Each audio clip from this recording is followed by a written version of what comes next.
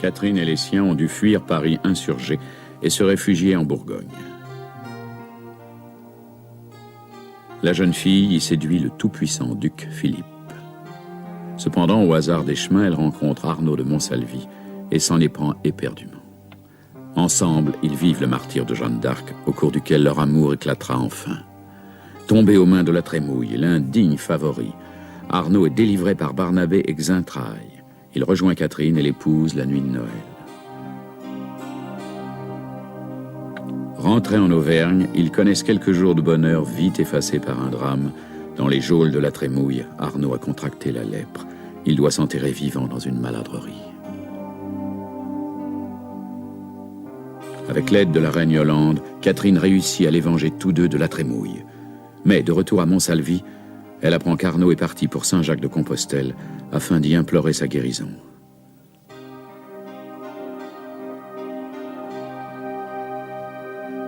Catherine veut le rejoindre, mais Arnaud a été enlevé par la belle Zobéida, sœur du calife de Grenade, qui l'a guéri.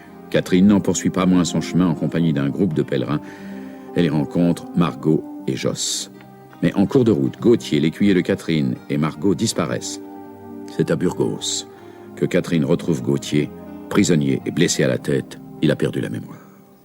Son ami Abou, médecin à Grenade, guérit Gauthier. La tendresse de Catherine fait le reste.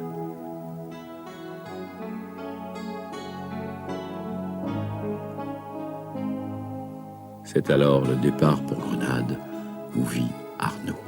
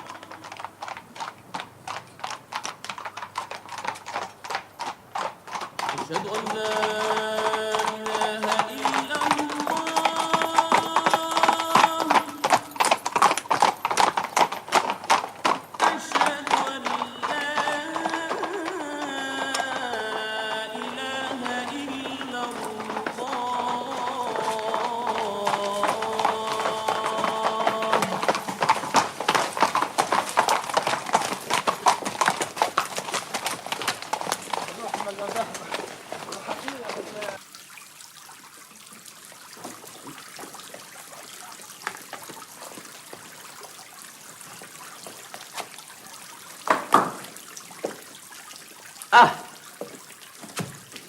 Tu reconnais ces deux-là, Catherine? Omar et Ali, bien sûr, je les reconnais. Et vous, Schnappant, vous reconnaissez Dame Catherine? Apportez-nous de quoi nous rafraîchir et nous restaurer. Nous mourons de soif et de faim. là.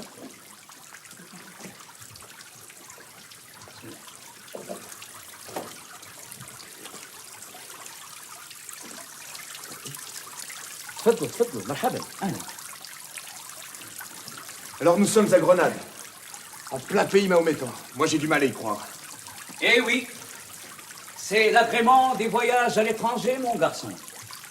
On voit choses et gens tels qu'ils sont et non tels qu'on les imaginait selon les contes de bonne femme. Je suis sûr que chez vous, vous vous disiez... c'est extraordinaire qu'il existe des mahométans. Comment peut-on être mahométan? C'est vrai que je me le suis souvent demandé. Eh bien, vous êtes maintenant dans un pays où les gens se disent « C'est extraordinaire qu'il existe des francs. Comment peut-on être franc ?» Shukran, shukran. Bismillah. Tu vas te reposer quelque temps ici et remplir un peu ces joues que les fatigues du voyage ont creusées. Moi, je dois aller dès demain chez le calife pour lui raconter en détail mes aventures et mes découvertes. C'est un homme très brave et très curieux, qui adore les histoires. Et il compose aussi la poésie avec un grand talent. Alors c'est un homme doux et brave comme Charles d'Orléans? Oui. Oui, c'est un homme brave, oui. Mais pour la douceur, elle n'a jamais été le point fort des Banu Sarraj qui règnent aujourd'hui à Grenade. Pas plus que des Benzekri, leurs rivaux d'ailleurs. En somme, vous avez ici vos Armagnacs et vos Bourguignons, quoi. D'une certaine façon, oui, mais grâce au ciel, nous n'avons pas les Anglais. Qu'est-ce que c'est que cette musique?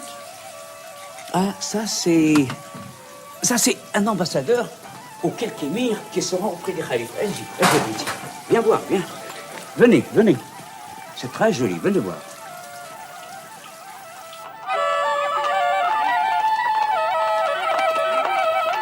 Place! Faites place! Place à la sœur du Khalif! Place à la princesse Zobéida! Place! La princesse Zobéida. Arnaud!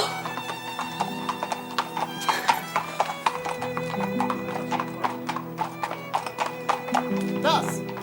Place!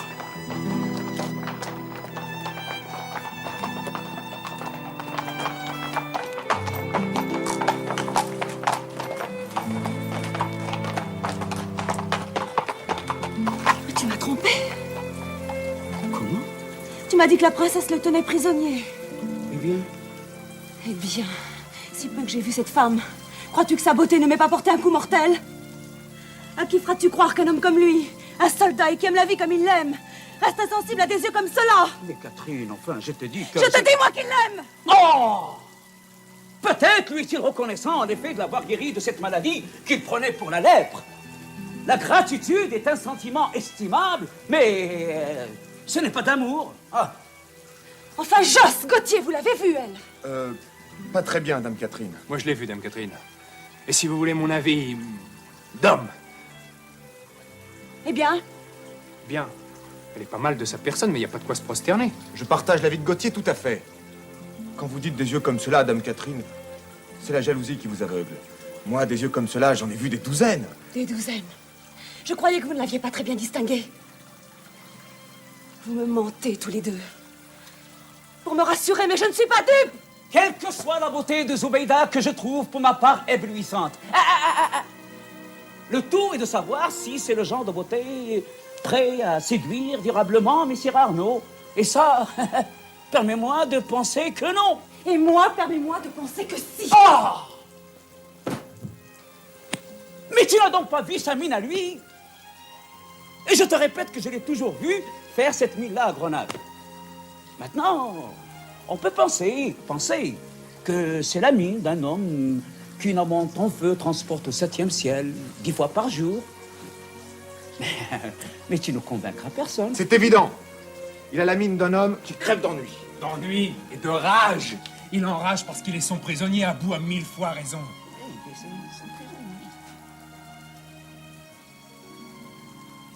Je ne vous crois pas. Oh, mais... De toute façon, je suis venue à Grenade pour voir Arnaud. Et je le verrai, à n'importe quel prix. Quand peux-tu m'arranger une entrevue avec lui?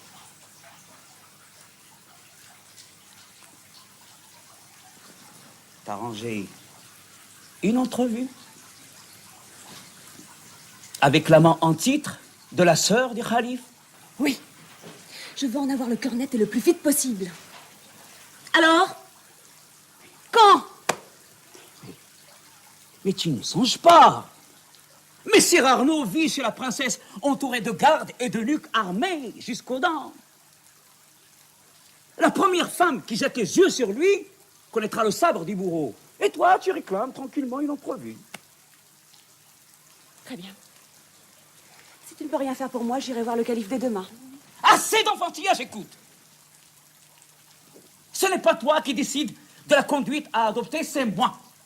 Et sans moi, tu ne peux rien faire à Grenade. Et tout ce que tu pourras entreprendre te conduira à une mort épouvantable. Par conséquent, dès demain, je vais voir le calife. J'examinerai sur place la situation et nous prendrons ensuite les dispositions nécessaires. Est-ce bien compris?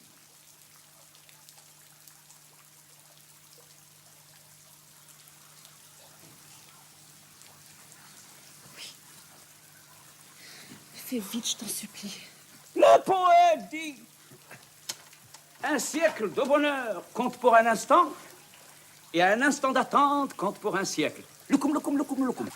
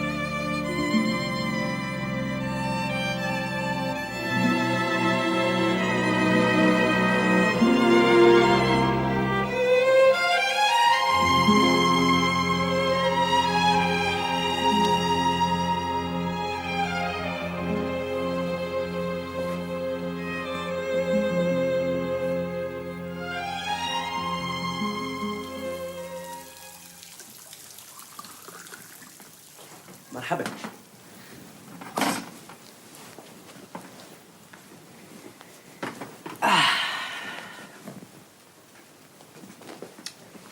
بسم الله.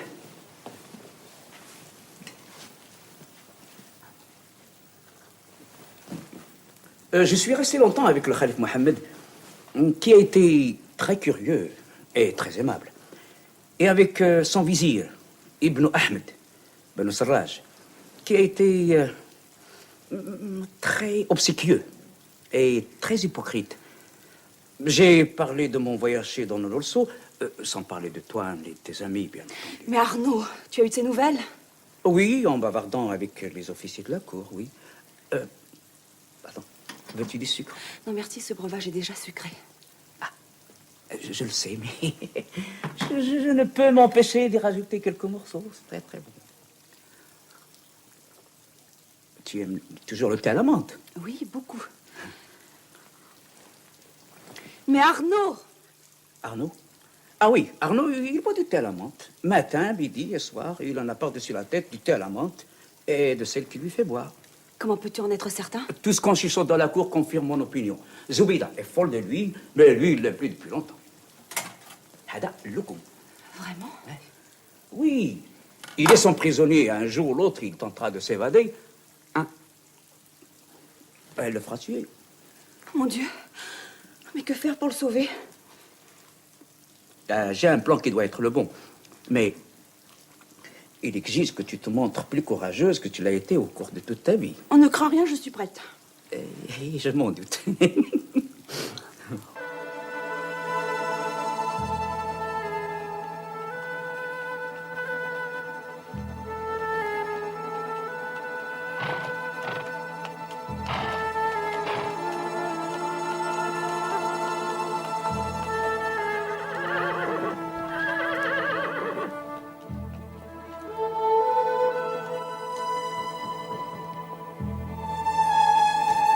Fatima, voici la personne dont je t'ai parlé. Alors, tu as été capturé par les pirates barbaresques? Eh oui. Le seigneur Abou ne m'a pas dit combien il t'avait payé au marchand, mais une belle fille comme ça vaut une fortune, hein? Et tu feras le délice de ces vieux jours. La façon dont il m'a parlé de toi, il est très amoureux. Je n'aurais jamais cru ça de lui, vois-tu. Avec son air fier et dédaigneux, ses belles phrases et ses gros sourcils. Et finalement, c'est un homme comme les autres. Et une belle créature peut toujours en venir à bout. Tant mieux pour nous. Allez.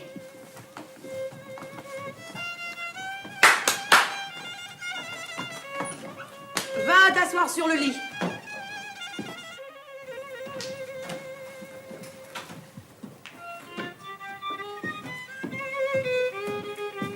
Tu vas manger tout ça? Tout? Oui, tout. Mais je ne pourrai jamais. Tu prendras ton temps. Ton maître t'a confié à moi pour que je fasse de toi la plus belle femme de l'islam. Mon honneur est en jeu. Et tu ne sortiras d'ici que quand tu auras perdu ton air de mulet flanqué.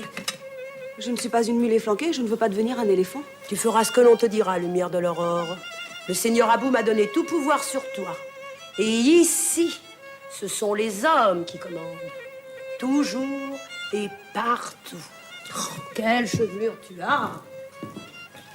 Avec des jeux pareils et mes soins, tu pourras rivaliser avec toutes les femmes du calife. Et même avec la princesse Zobéida, la perle de l'Alhambra. Tu la connais? Bien sûr. Elle restera la perle. Mais toi, tu seras le diamant. Quel genre de femme est-ce donc? C'est la plus belle panthère de l'Orient. Cruelle, sauvage, ardente, mais belle. D'ailleurs, elle est sûre de son pouvoir et de sa beauté sur les hommes. Son amant, c'est quelque chose. Son amant? Ses amants.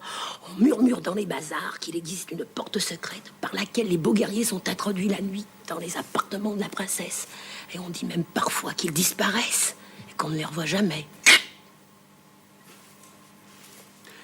Eh bien, pour un pays où ce sont les hommes qui commandent toujours et partout, voilà au moins une femme qui sait mener ses affaires. Mais ce n'est pas une femme, c'est la sœur du calife. Ah, évidemment. Depuis quelques mois d'ailleurs, on murmure que Zobéida n'a plus qu'un seul amant, un captif franc dont elle est folle. Et ce franc, tu l'as vu? Oui, oui. Une fois, il revenait de la chasse avec d'autres seigneurs, un faucon sur son poing. Comment t'a-t-il semblé? D'une certaine manière, il ressemble à Zobéida. Oh, c'est un guépard. Leurs amours doivent être diaboliques. Ce franc est du même pays que moi. Crois-tu que je pourrais le rencontrer? N'y songe pas, ma belle. Les bourreaux de Zobéida sont des Mongols. Et il vaut mieux affronter la colère du calife que la jalousie de sa sœur. D'ailleurs, on dit qu'elle ne gardera pas le captif franc à Grenade, qu'elle lui fera traverser la mer Bleue avec elle. Il sera prisonnier en Afrique. Et là, il sera contraint de se convertir à l'islam. Et alors, elle l'épousera. Et s'il refuse? Il n'est pas fou, il a déjà vu les Mongols au travail. Mais dis donc, tu t'intéresses trop à ce franc, lumière de l'aurore. Entre, Seigneur. Que dis-tu de mon travail? Pas mal, pas mal. Bien. Un peu maigre, sans doute. Comme une mule efflanquée. Ah, cette comparaison l'a beaucoup vexée, mais regarde comme elle mange à présent. Oui, je vois. Et excusez-moi, j'ai des ordres à donner à la cuisine, je reviens dans un instant. C'est bon, tout ça. Comment la trouves-tu? Un déluge de paroles, mais j'en ai plus appris sur la vie à Grenade qu'en lisant toute une librairie. Zobéida veut faire passer Arnaud en Afrique. Oui, au Maghreb, chez le sultan de Fès. Comment tu le savais? Non, je viens de l'apprendre par le trésorier du calife. J'ai dit, moi, au trésorier, qu'il y avait chez Fatima la baigneuse une captive franque, aux cheveux d'or, plus resplendissante que le soleil et plus suave que l'aurore. Tu lui as dit ça de moi? Ma chère, quand on veut faire de l'effet dans nos pays, il ne faut pas lésiner sur la métaphore. Je suis sûr que cette confidence aura des suites. Tiens-toi prête à tout. Car le poète dit, la charité chemine sur le dos de la tortue, la concupiscence vole sur les ailes de l'aigle. Ah bon?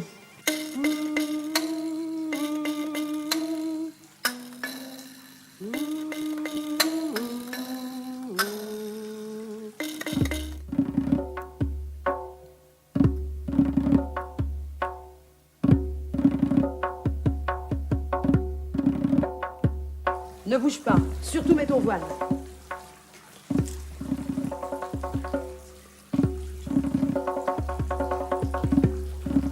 Lumière de l'aurore, lève-toi vite.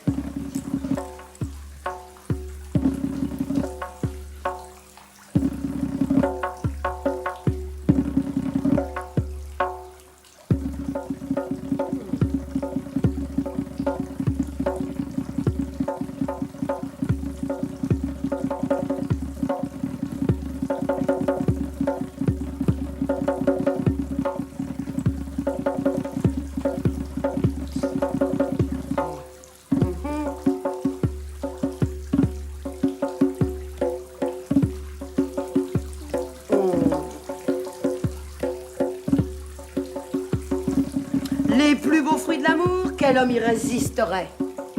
Un peu maigrichonne. Enfin, le poète dit, ce qui n'est que colline pour l'indifférent devient montagne pour l'amoureux.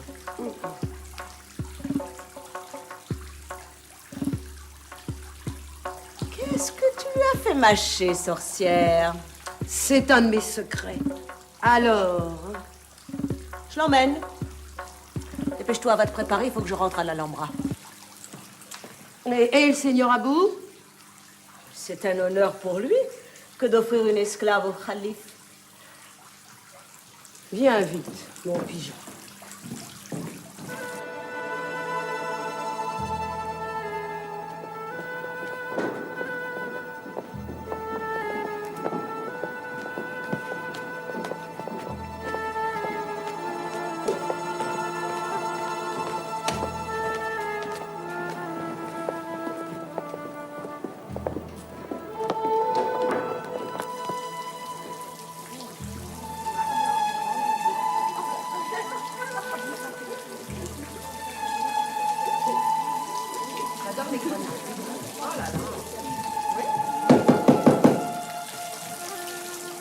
Ouvrez vos oreilles, mes colombes. Celle-ci s'appelle Lumière de l'Aurore. C'est une captive franque, achetée aux pirates d'Almeria.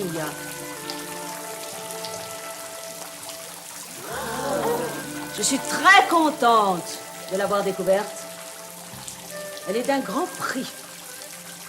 Par conséquent, il ne doit rien lui arriver de fâcheux. Vous m'avez toute comprise. Si je la retrouve avec le moindre bleu, la moindre égratignure, écorchure ou griffure, le moindre pinçon, comptez sur moi pour faire siffler les fouets en air d'hippopotame. Taisez-vous! Je n'accepterai aucun accident. Ni le serpent égaré dans la chambre, ni le repas qui refuse de passer. Je n'accepterai rien.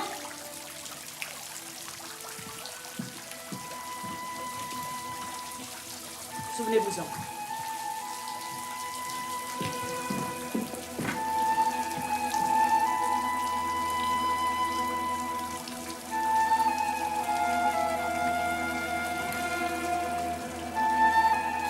Bienvenue au harem de Muhammad, lumière de l'aurore. Moi, c'est Brice du soir. Bien entendu, on ne se connaît pas. Assieds-toi et prends un citron. Ils sont doux, rassure-toi. Celle-ci s'appelle Aïcha. En réalité, Marie Vermeil. Elle est d'Auxonne. Elle ne doit pas être bien loin de Dijon. Oh, Margot. Quel bonheur de te retrouver saine et sauve. Nous étions tellement inquiets pour toi. Gauthier surtout. Gauthier. Il est donc à Grenade. Oui. Et guéri.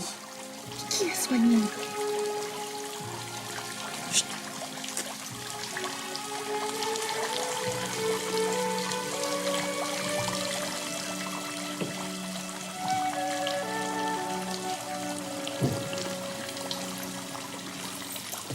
Celle-là, c'est Zora, la favorite du moment.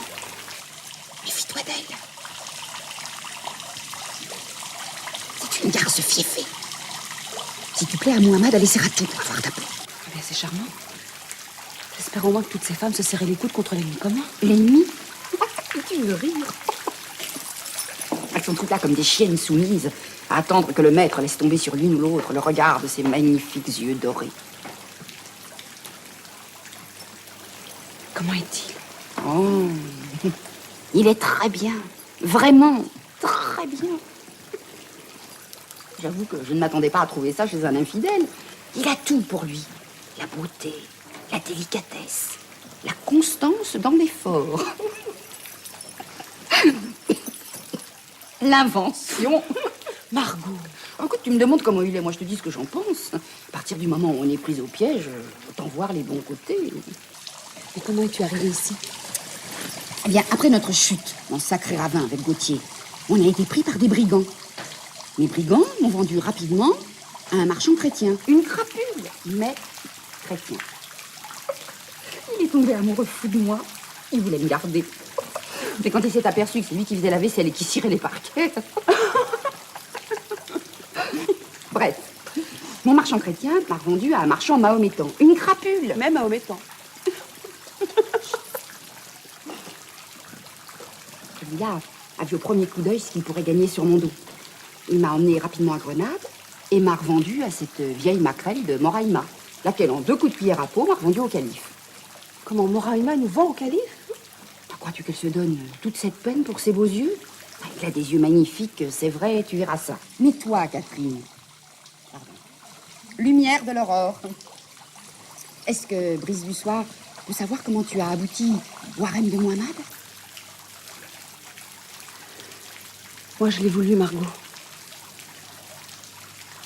Je comprends. J'admire ton courage.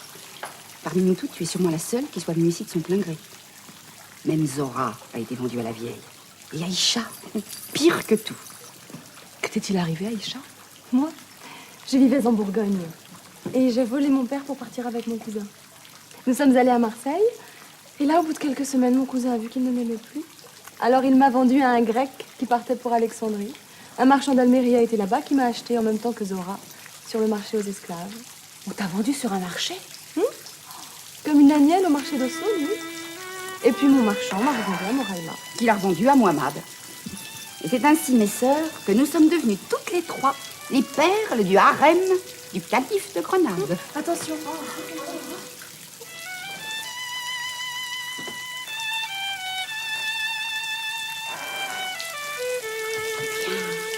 Tu débutes en fanfare, lumière de l'aurore.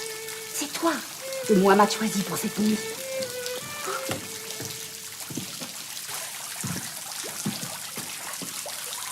Le calife t'a choisi, lumière de l'aurore. Et tu viens à peine d'arriver. Cette nuit même, il te fera l'honneur de sa couche. Dépêche-toi, nous avons tout juste le temps de te préparer. Allez, viens.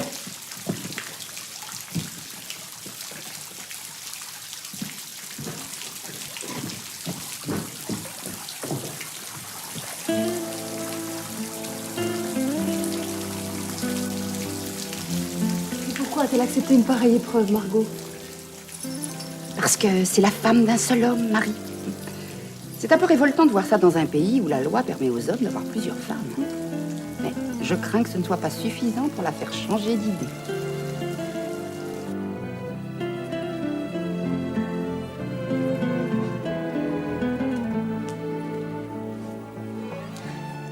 Voici celle que tu as désignée, Seigneur. Dieu lui-même et son prophète ont guidé ton choix. C'est la plus belle créature qui se puisse trouver, en Orient comme en Occident. La plus belle et la plus douce, c'est la perle du pays des Francs. Elle est à toi seul, commandeur des croyants. Retire-toi, Moraïma.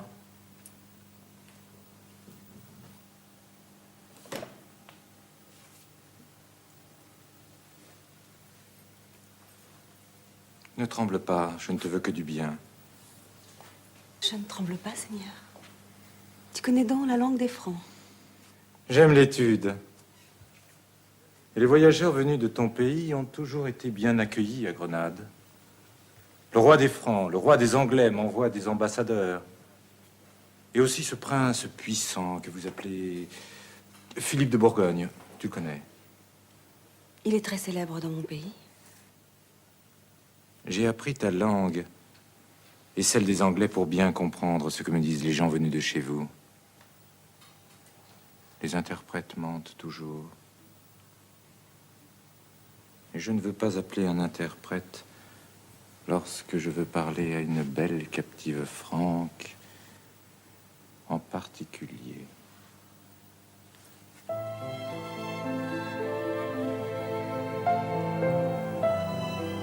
Je cueillais au jardin les roses de l'aurore. La voix du rossignol est venue me saisir. Il souffre comme moi de l'amour d'une rose et emplit les matins du bruit de ses sanglots. Je parcourrai sans fin les plaintives allées, captif de cette rose et de ce rossignol. La place d'une rose est au milieu du plus beau des jardins.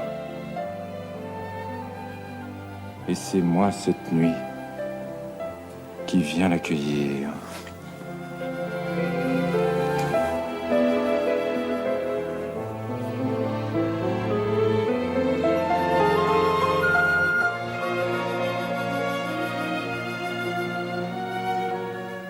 Tu sembles façonnée de toutes les fleurs de mes jardins, lumière de l'aurore.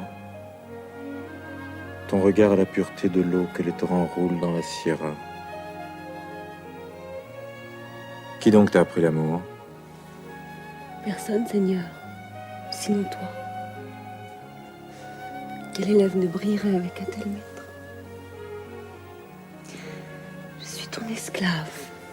Je ne fais que t'obéir. Je ne veux pas être obéi. Je veux être aimé. Je t'apprendrai aussi à m'aimer avec ton cœur. Désormais, tu n'auras plus d'autres tâches. Tu devras me donner chaque nuit un bonheur plus grand que le précédent. Chaque nuit? Mais tes autres femmes, Seigneur. Si tu as goûté la confiture de hashish, vas-tu ensuite te contenter d'un brouet sans saveur? Qui ose m'importuner à cette heure? Est-ce bien toi, Ibn Ahmed? Seul un motif d'une gravité extrême pouvait conduire ton grand vizir à forcer ta porte de si bon matin, commandeur des croyants, et l'autoriser à troubler les heures si rares où tu prends ton repos. Et quel est ce motif si pressant? Ton père, le valeureux Youssouf, a quitté Gibraltar. Et que fait mon père bien-aimé? Il s'est mis à la tête de ses cavaliers berbères et fait route vers Grenade. Il m'a semblé utile de t'en informer sans tarder. Tu as bien fait. Sait-on pourquoi mon père a quitté Gibraltar? On l'ignore, maître tout-puissant. Mais si tu veux permettre à ton humble serviteur de donner son opinion, la sagesse voudrait peut-être que tu envoies quelqu'un au-devant du noble Youssouf pour s'informer de ses projets. Nul autre que moi ne peut interroger mon père vénéré. Le trône de Grenade était le sien avant que je n'y prenne place. Les liens du sang veulent que je me dirige vers lui, surtout s'il vient vers moi guidé par la rancœur et la colère. S'il nourrit de telles intentions, Seigneur, ne vas-tu pas te jeter trop innocemment dans sa main? Le noble Youssouf, malgré l'âge, est un guerrier redoutable. Il serait peut-être plus sûr pour toi de lui envoyer un ambassadeur pour le sonder et de rester à l'abri des murailles de Grenade. Me prends-tu pour une femme? Concède mon cheval, 50 cavaliers d'élite m'accompagneront. 50 seulement? Mais Seigneur, le noble Youssouf vient à la tête d'une armée. Retire-toi. Suivez-moi!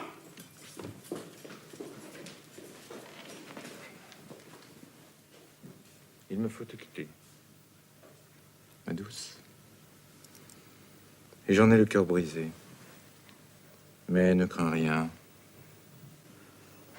Peu de nuits s'écouleront avant mon retour. Je ne crains rien, Seigneur. Mais tu vas courir de grands dangers. Qu'est-ce que le danger? Ma vie est un perpétuel danger, dans ce palais encore plus qu'au cœur du combat, dans la Syrah sans doute.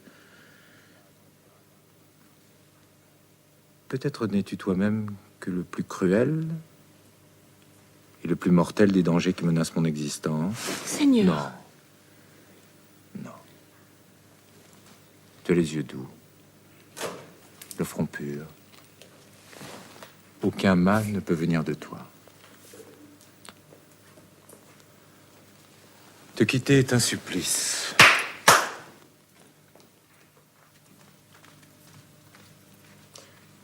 Ton esclave est à tes pieds, commandeur des croyants.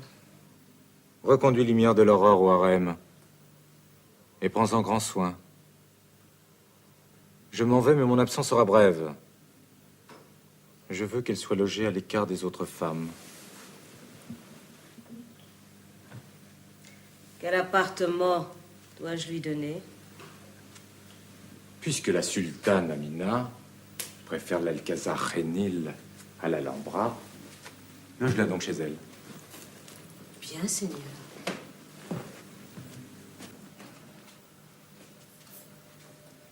Que nul ne s'avise de toucher un cheveu de sa tête. Ta vie me répond de la sienne. M'as-tu bien entendu? Oui, Seigneur. Oui, très bien. Préserve ta beauté.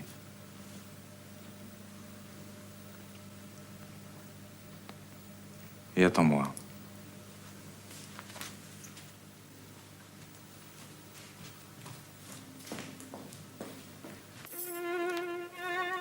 As-tu bien tout ce qu'il te faut, précieuse perle du maître? Je t'ai demandé de la compagnie, les 2 captifs francs que j'ai vus à mon arrivée. J'aimerais aussi que Fatima la baigneuse soit autorisée à me rendre visite. Mais ce n'est pas dans les usages. Très bien. Au retour du calife, je lui dirai que je me suis ennuyée à périr à cause de toi. Ah non, non. Sois sans crainte. Il sera fait selon ta volonté. Ces appartements sont-ils très éloignés de ceux de la princesse Zobéida? Hélas, non, maîtresse. C'est pourquoi la sultane Amina s'est enfuie à l'Alcázar Genil. La sœur du sultan est une femme terrible. Amina la redoutait autant que le sabre du bourreau. Et ce captif franc dont elle était prise, il vit avec elle? Elle ne le quitte pas d'une babouche. Méfie-toi de Zobéida, maîtresse. Et si tu aperçois celui qu'elle aime, mets ton voile, détourne-toi et prends la fuite. Si tu ne veux pas mourir.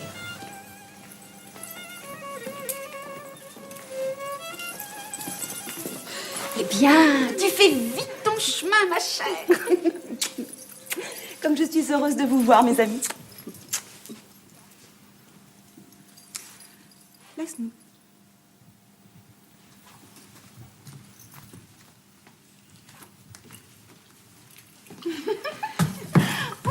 Tu es bien traitée. Et au moins, tu es à l'écart de toutes ces folles.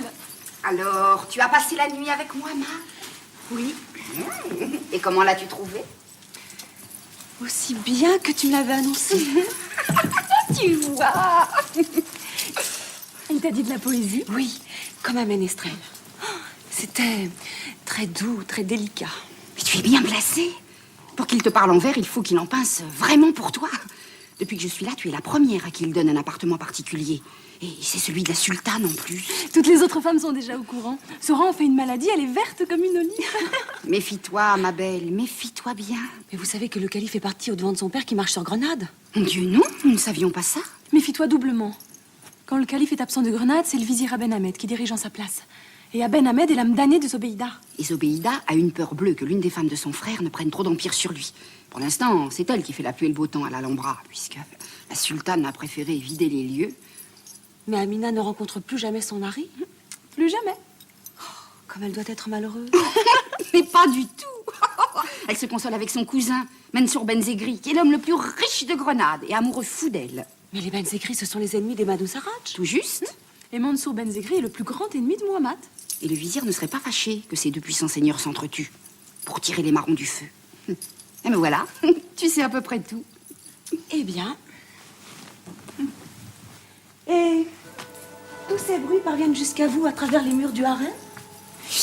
En principe, on laisse portes et fenêtres ouvertes pour que l'air circule. Et là où l'air circule, les potins aussi, forcément.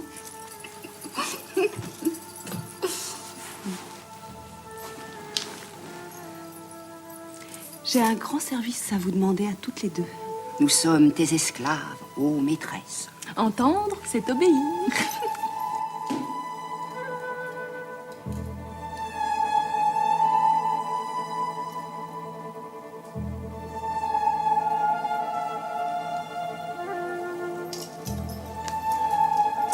Donne-moi ton citron. Ah, mais non, mais laisse, donne-moi, j'ai envie de ton citron. Mais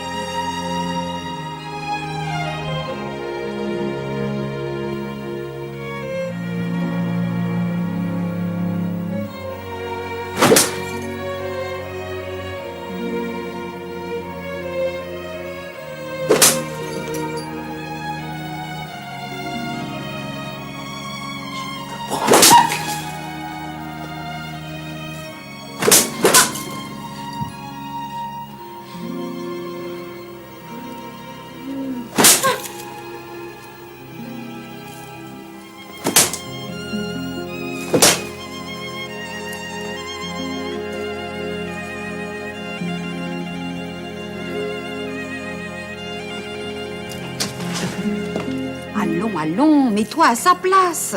Enfermé nuit et jour dans ce palais, avec une tigresse qui vient lui faire la danse des 7 voiles à tout moment. Il se laisse aller tôt ou tard, le malheureux. C'est pas un eunuque, lui. Par bonheur. Mais il m'a fait peur, Margot. Les yeux comme des braises, la voix rauque. Il a frappé avec une cruauté. Et tu dis qu'elle y prenait plaisir? Il l'a traitée comme une chiennée. Elle le méritait. Elle a dû lui faire avaler quelque chose. As-tu remarqué s'il y avait du vin dans la chambre où tu les as vus? Quand je suis arrivée, Arnaud vidait une coupe. C'est ça. Ne cherche pas. Dans ce pays, ils passent leur temps à avaler des potions et des élixirs pour devenir des lions de l'amour. Alors, ma beauté, tu vois que Fatima avait bien travaillé. Le maître tout-puissant ne s'y est pas trompé. Toute la ville parle déjà de la nouvelle favorite. Mais qu'est-ce que tu as, mon pigeon? Tu pleures? Oh, c'est parce que le calife a quitté Grenade. Je te comprends. À peine deviens-tu la favorite et il s'en va. Mais fais bien attention, ma belle. Les autres femmes vont profiter de son absence pour essayer de se débarrasser de toi. Es-tu sûre de celle-ci? Oui, ne crains rien. Bon, j'espère que tu ne te trompes pas. Mais merci de la confiance. Tu peux être sûre aussi de ces fruits. C'est les seigneurs Abou qui te les envoient. Il est venu me les apporter ce matin dès le premier éclat du jour. Oh, il était bien triste, mais il possède une grande âme. Et il m'a dit, grâce à toi, j'ai assuré le bonheur du calife et désormais il se souviendra de moi dans ses prières. Le brave homme, c'est touchant. N'est-ce pas? Il dit que ces fruits ont des pouvoirs magiques et qu'ils raffermiront ton cœur, mais ils n'auront de pouvoir que sur toi. Remercie pour moi le seigneur Abou Fatima. Et dis-lui...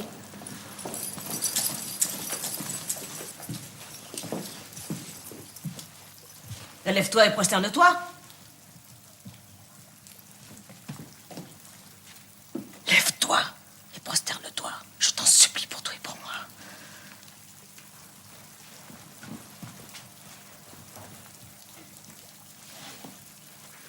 Eh bien, tu n'entends non pas ce qu'on te dit? Lève-toi et prosterne-toi devant moi. Je ne me prosterne que devant mon Dieu. Qui es-tu donc pour réclamer un tel honneur? Je suis la sœur de ton maître. En son absence, c'est lui que tu as devant les yeux en ma personne. Et tu ne dois pas t'élever au-dessus de la poussière que tu es. Prosterne-toi! Je n'en ressens ni le besoin ni l'envie. Mais je t'en prie, assieds-toi. Toutes les esclaves que tu vends à mon frère sont les mêmes. Une nuit passée avec lui, elle se croit devenue maîtresse de tout l'islam. C'est une idée que je te conseille d'abandonner, pauvre fille. Je pourrais te faire fouetter à mort pour m'avoir manqué ainsi de respect. Et mon frère lui-même ne pourrait y trouver à redire. Mais tu as de la chance. Aujourd'hui, je suis de bonne humeur. Tu as l'air d'un chat sauvage, prêt à me sauter à la figure. Je dirais que tu me détestes et cependant tu ne me connais pas.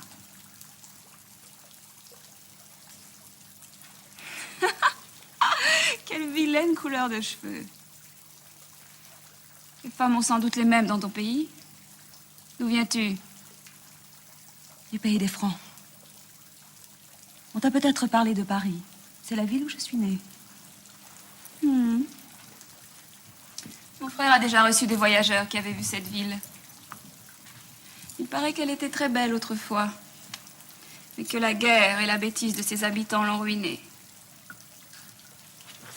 Est-ce pour cela qu'ils deviennent nos esclaves? Sans doute. Vous n'êtes bon qu'à cela. Des chiens. Je connais certaines femmes de ta race qui aiment plus que moi qu'on les traite comme des chiennes. Je n'ai plus de patience pour toi. Tiens ta langue et voile tes yeux si tu veux les conserver. Car aveugle et muette, je doute que tu puisses encore séduire mon frère.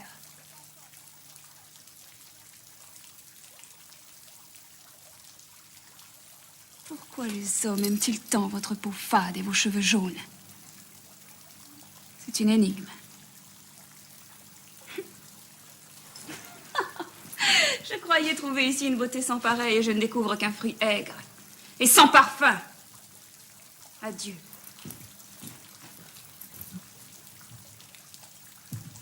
Ne sors pas de chez toi. Si l'on te trouve à traîner dans mes jardins, tu mourras aussitôt.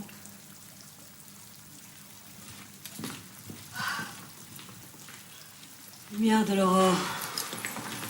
Sais-tu que tu aurais dû mourir au moins 20 fois pour lui avoir ainsi tenu tête? Il faut qu'elle ait passé une bien douce nuit pour se montrer si magnanime.